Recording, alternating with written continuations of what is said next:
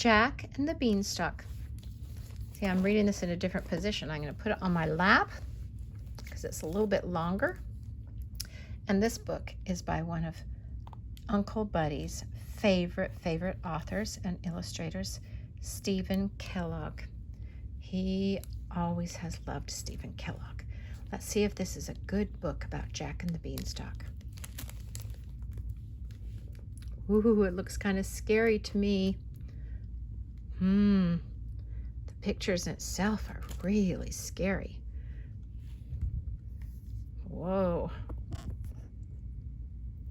I hope this isn't too much for me. You see, I'm trying to adjust this.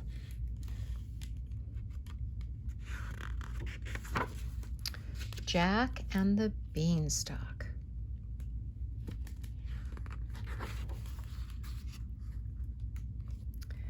This book is based on the classic Jack and the Beanstalk in English fairy tales. It's been retold and adapted. Look at all these things. There's a king and his horses, and there's the young boy with the cow. I remember that part of the story. Do you think that's his mother off in the distance? There was once upon a time a poor widow who had an only son named Jack and a cow named Milky White. And they all they had to live on was the milk the cow gave every morning, which they carried to the market and sold. But one morning,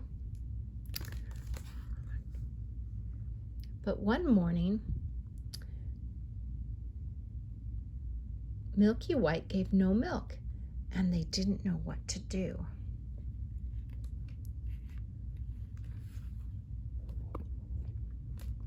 The mother looks very upset, doesn't she? "Cheer up, Mother. I'll go and get work somewhere," said Jack. "We've tried that before and nobody would take you," cried his mother. "We must sell Milky White and with the money start shop or something." On his way to market, Jack met a funny-looking old man. "Well, good morning, Jack," said he. "Good morning to you," said Jack, and wondered how the man knew his name. "Can you tell me how many beans make 5?" said the man. "2 in each hand and 1 in your mouth," said Jack, sharp as a needle. "Is that right? 2 in each hand and 1 in your mouth? I think that's right." "Right," said the man. "And as you are such a bright lad, I don't mind doing a swap with you, your cow for these beans." "Go along," said Jack. "Ah, but these are magical beans," said the man. "If you plant them tonight, by morning they grow right up to the sky." "Really?" said Jack. "Yes, and if it doesn't turn out to be true, you can have your cow back." Is that a good deal? A whole cow for 5 little beans? "Back already, Jack?" said his mother. "Tell me, how much did you get for Milky White?" "You'll never guess, Mother." "Could it be 5 pounds, 10, 15? No," she cried. It can be 20? "I knew you couldn't guess.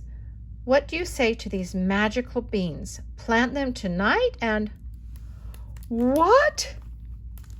said Jack's mother. "Have you been such a dolt, such an idiot as to give away my Milky White, the best milker in the parish, for a set of paltry beans? Off with you to bed, and as far as your precious beans, here they go out the window." Uh-oh. She's throwing them out the window. I hope the cats don't eat them. So Jack went upstairs to his little room in the attic, and sad and sorry he was, to be sure, as much for his mother's sake as for the loss of his supper. At last he dropped off to sleep. There he is, asleep in his bed. But outside of his window, what is happening? Something is growing fast outside his window.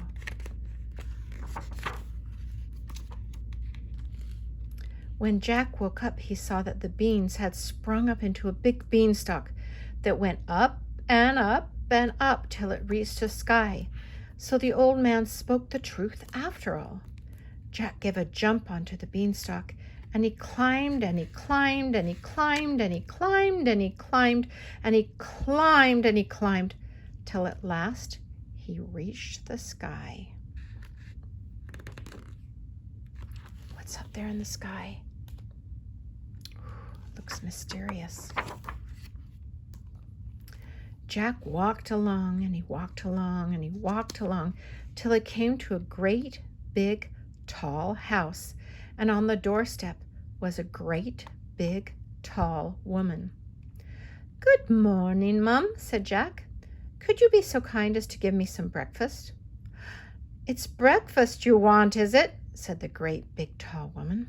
"It's breakfast you'll be if you don't move on. My man is an ogre, and there's nothing he likes better than broiled boys on toast." "Oh, please, Mum," cried Jack. "I've had nothing to eat since yesterday morning, really and truly, Mum. I may as well be broiled as die of hunger." Oh, is he being silly? Look how big she is.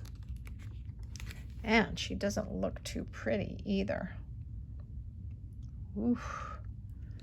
He's not very afraid of anything, is he? Well, the ogre's wife was not half so bad after all. She took Jack into the kitchen and gave him some bread and cheese, when all of a sudden, thump, thump, thump, the whole house began to tremble with the noise of someone coming. "Goodness gracious me," said the ogre's wife. "Come along quick." And she bundled Jack into the oven just as the ogre came in. You see the ogre's hand coming there? He looks ferocious. Do you think you would want to go and stay in an oven? He was a big one, to be sure. "Ah, wife," he said, "what's that I smell?" "Fee, fi, fo, fum, I smell the blood of an Englishman. Be he alive or be he dead, I'll grind his bones to make my bread."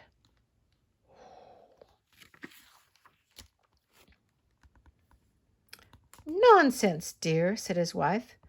"You're dreaming, or perhaps you smell the scraps of that boy you liked so much for yesterday's dinner. Here you go and have a wash and tidy up, and by the time you come back, these cakes will be broiled for your breakfast." Ooh, he's looking in the trash, and she's looking for some cakes. Oh, and I think he bought a big tiger. See how she's grabbing the tiger by the tail? Well, the ogre had his breakfast, and after that he went to a big chest and took out a couple of bags of gold, and down he sat and counted. At last his head began to nod, and he began to snore until the whole house shook again. Then Jack crept out of the oven, grabbed a big bag of gold, and was off before you could say, "Jack Robinson." When Jack came to the beanstalk, he threw down the gold, which of course fell into his mother's garden. Then Jack climbed down. "Well, Mother," he said, "wasn't I right about the beans? They really are magical, you see." So they lived off the bag of gold for some time. But at last they came to the end of it, and Jack made up his mind to try his luck once more up at the top of the beanstalk. One fine morning he rose up early and jumped onto the beanstalk, and he climbed and he climbed and he climbed, and he walked and he walked and he walked, till at last he came to the great big tall house he had been to before. There, sure enough, standing on the doorstep, was the great big tall woman. There she is, all the way up there. "Go away, my boy," said the big tall woman, "or else my man will eat you for breakfast. But aren't you the youngster who came here once before? Do you know that very day my man missed one of his bags of gold?" That's strange, Mum, said Jack, bold as brass. I dare say I could tell you something about that, but I'm so hungry I can't speak till I've had something to eat. Well, the big tall woman was so curious that she took him in again. All happened as it did before. Thump, thump, thump. They heard the ogre's footstep, and his wife told Jack, and his wife hid Jack away in the oven. Fee, fi, fo, fum. After breakfast, the ogre said, Wife, bring me the hen that lays the golden egg. So she brought it, and the ogre said, Lay! And it laid an egg all of gold. Soon the ogre began to nod his head and to snore till the house shook. Then Jack tiptoed out of the oven, nabbed the golden hen, and off he peltered. Better run fast, Jack. But this time the hen gave a cackle that woke the ogre, and just as Jack got out of the house, he heard him roaring, Wife, wife, what have you done with my golden hen? When Jack got home, he showed his mother the wonderful hen and said, Lay to it, and it laid a golden egg every time he said lay. Well, it wasn't very long before Jack decided once again to try his luck up there at the top of the beanstalk. This time, he knew better than to go straight to the ogre's house. When the big tall woman came out with a pail, he crept into the house and got into the bread box. He hadn't been there long when he heard thump, thump, thump as before, and in came the ogre and his wife. Fee, fi, fo, fum, I smell the blood of an Englishman. I smell him, wife, I smell him. Do you, my dearie? Said the ogre's wife. Well, if it's that little rogue that stole your gold and the hen, then he's sure to have gotten into the oven. They both rushed to the oven, but Jack wasn't there, and the ogre's wife said, There you are again with your fee, fi, fo, fum. Why, of course it's the boy you caught last night that I've just broiled for your breakfast, she said. How forgetful I am, and how careless you are to not know the difference between live and dead after all these years.